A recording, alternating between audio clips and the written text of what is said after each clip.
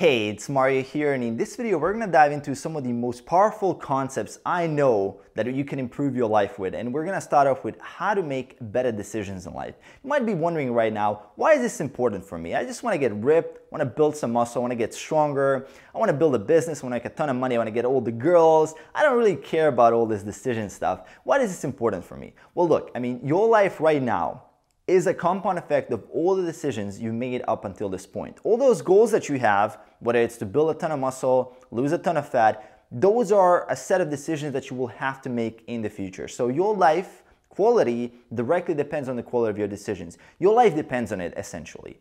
How do you make better decisions? Well, in this video, I wanted to divide the video in two sections. In the first section, we're gonna cover how do you make better big decisions in your life. And in the second section, we're gonna cover how do you make better tiny decisions. Things that are just happening day to day. A lot of these little choices that are being made every single day that will actually break you or make you when it comes to your success. So the number one, how do you make big decisions in your life and how do you make them better? So a couple of years ago, I came across a really interesting technique from a guy called Brian Tracy. You might have heard of him, very famous author in the field of self-help, positive psychology, sales, a lot of things. I learned so much from Brian Tracy. I owe a tremendous debt to this guy, and he practically changed my life. And he calls this technique zero-based thinking.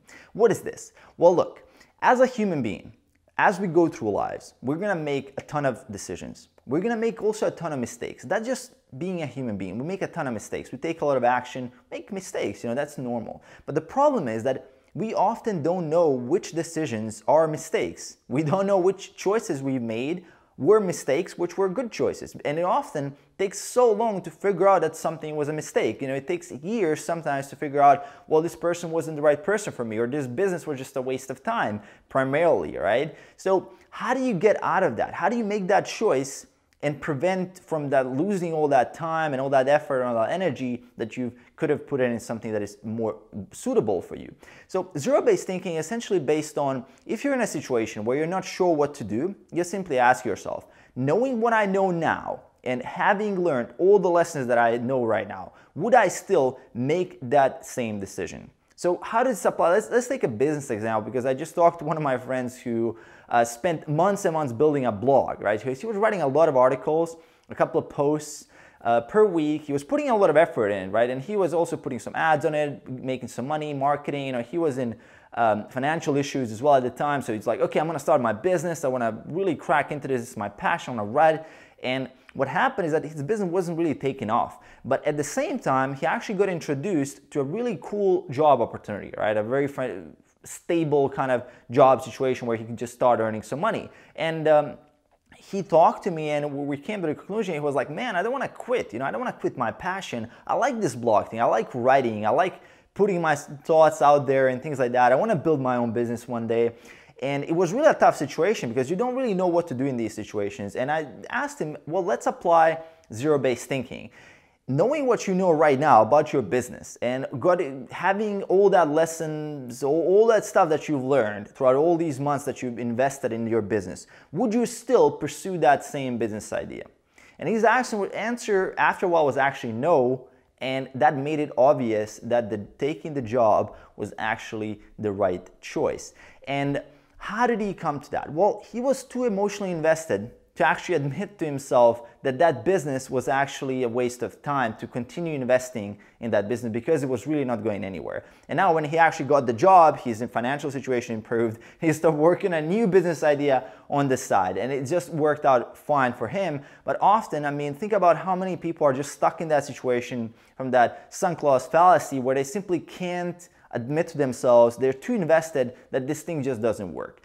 Great example from relationships. Let's say you've been with someone for a couple of years now and you have a girlfriend or a boyfriend and you're not sure about it. All of a sudden, you're starting having some doubts and you're not sure whether you want to stay with that person. Maybe you want to break up and you want to do something like find someone else or just be single for a while. A really good question to ask yourself is, knowing what I know right now about this person, about our relationship, about all the lessons that I got out of the relationship, all the growth that we both experienced, would I still start a relationship with the same person? It's a really, really powerful question because it removes that emotional investment that you have in the situation. You're just looking at it objectively.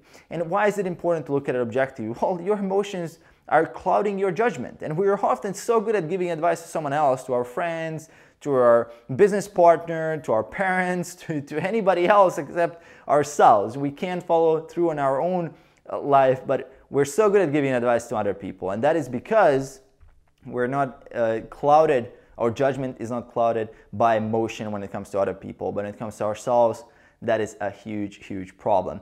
So apply zero-based thinking. If you're curious about something, if you're not sure about a big decision in your life, think about it. Knowing what I know right now, if I could return back time, if I got all the lessons and everything I got out of this, would I still make the same choice? Really, really powerful. And I want to thank Brian Tracy again for pointing this out. I mean, it's such a powerful technique. The way I applied it, just a simple example how I applied this in my own life, it was actually when I move every month and I have this travel bag, and obviously travel bags are limited in capacity as well as with the weight, right? So how much weight you can actually carry, depending on the airliner which you use, maybe about 50 pounds or something.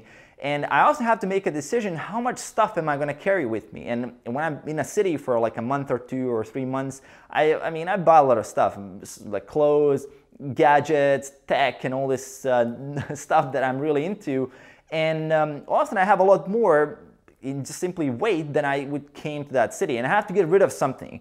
And I'm so emotionally invested in that stuff. And not only emotionally, I'm also financially invested in that stuff. And it's really hard for me to actually make that decision and say, well, look, I'm going to get rid of this. And in that situation, I asked myself, I applied the zero-based thinking. I just asked myself, well, if I could return back time, knowing what I know right now and using this thing that I have right now and having it for this amount of time, would I still buy it? And that really clears up things, and I often get rid of a lot of clothes, a lot of gadgets, and I just simply, okay, this is really not what I expected it to be, and it just keeps my, at least in this situation, just keeps my luggage kind of minimalistic so I can just keep on traveling. So quick example there from my own life. So the second part of this video is dedicated to making better small decisions, day-to-day decisions. Things like, okay, will I go to the gym today? Will I eat this healthy meal, or will I snack, or will I watch TV or not, or will I read a book, right?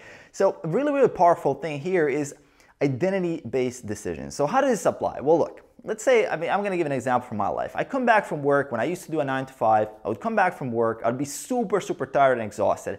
I mean, my motivation level was absolutely zero at that point. I made so many decisions that day. My willpower is exhausted. I just don't know if I could do anything. I just want to chill out and I just want to not do stuff. And I want to go to the gym as well. You know, I mean, it's scheduled, it's planned in, and I want to find the motivation to just get there. But my brain is giving me all these rationalizations. My brain is telling me, well, oh man, your workout is going to be crap anyway. You're so exhausted. You can just stay home. You can do it tomorrow. Or you had a really good week. You don't need to do that workout right now. You can just do it tomorrow. Things like that. You know, it's like, oh, you could do something more useful than that, or a ton of rationalizations, sometimes hundreds and hundreds that are coming from your brain. And what happens in that situation is that I would often skip the workout. You know, I would just, okay, I'm not going to go today because I got this other thing to do. And what would really help me in that situation is actually when I started thinking, well, what would Arnold do? What would Arnold do in this situation? Because I was like watching Pumping Iron, I was reading Arnold's biography, and he was kind of a role model for me in terms of consistency and hard work. And I just asked myself, what would Arnold do in this situation? What would whatever that person you're inspired by do in that situation? For me, that answer was quite clear, and I would be in the gym within the 15 minutes of asking myself this question. It's such a powerful concept because it no longer depends on my fatigue, it doesn't depend on my motivation. I've delegated that to the identity of that person who is my role model, who I know knows how to make that right decision. It's such a powerful thing when you apply this to your day-to-day decisions. What am I going to meditate today? Well, would Eckhart Tolle meditate? Am I going to approach that girl? Well, would Tyler from RZ approach that girl, right? I mean, it's such a powerful concept because you can delegate your decision to that identity. And what's a good thing about that is that identity actually is becoming your identity because you're reinforcing that behavior that is the right behavior, and you're bypassing your emotions. You're constantly bypassing your emotions, making the right choice, inevitably making that right choice the habit, and changing your own identity, and that is making the default versus going with the path of least resistance, which is, of course, as human beings, we're always gonna go for that if we're given the option, if we're not really aware of this. So that is how I make those tiny, small, little day-to-day decisions. I just think about, what would X person do? What would that person that I'm inspired by do? What would that person do in that situation? And it's often the right choice. And that's how I do it. I hope this helps. I hope this zero-based thinking as well helps you with big decisions. Maybe you're wondering about something in your life right now, you're really not sure about, simply apply the zero-based thinking. Put it down, write it down on paper. It's gonna make a big difference. It made a huge difference for me in my life. Put things in the right perspective, get rid of that cloud of emotion that is not allowing you to make that judgment call that you want, that you need in your life. And I really hope this helps. Aside from that, let me know in the comments below how this resonated with you, if you find this helpful, these two methods here. And also make sure to hit that subscribe button below, support the channel, and I'll see you guys in the next one. Peace.